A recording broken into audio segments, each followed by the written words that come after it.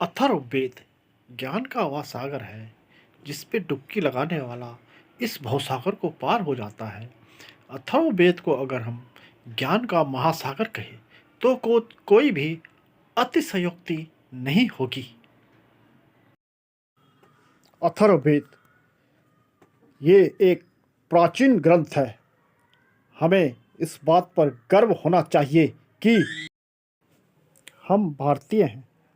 जब सारे विश्व में अशिक्षा का अंधकार था, उस समय भारतवर्ष ही एक ऐसा देश था जहाँ ज्ञान की ज्योति जली हुई थी। वेद हमारे हमारे क्या सारे संसार का प्राचीन ग्रंथ है। अगर हम ध्यान से देखें तो वेद ज्ञान का सागर है। अथर्ववेद वेद को ज्ञान का महासागर भी कह सकते हैं।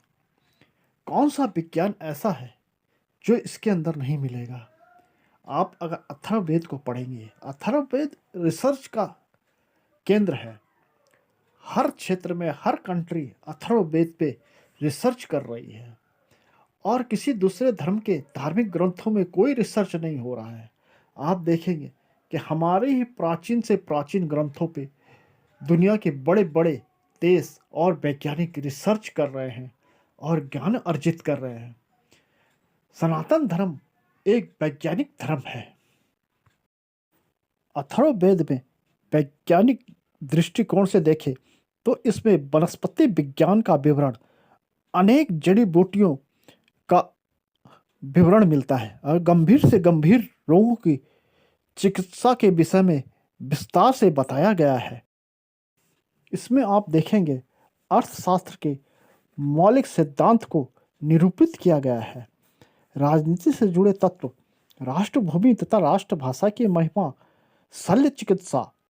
देखिए, जब सारा संसार में कुछ नहीं था तो हमारे देश पे हमारे वेदों में शल्य चिकित्सा के विषय में विस्तार से बताया गया था और कृमियों की उत्पत्ति तथा निदान, रोगों का विवेचन तथा मृत्यु को दूर करने के उपाय, मोक्ष तथा प्रजनन विज्ञान आदि सैकड़ों विषयों पर अथर्ववेद में आपको पढ़ने को मिल जाएगा।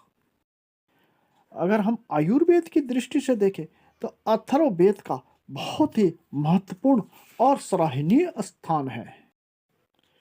ग्रंथ के हिसाब से अथर्ववेद की 9 शाखाएं हैं, जिसमें पहला है पैपल, दूसरा है दांत, तीसरा है प्रदांत और चौथा है स्नात, पांचवा है शैल, छठा है ब्रह्मदाबल, सातवां है सौनक, आठवां देव दर्शन और 9वां चरण विद्या है।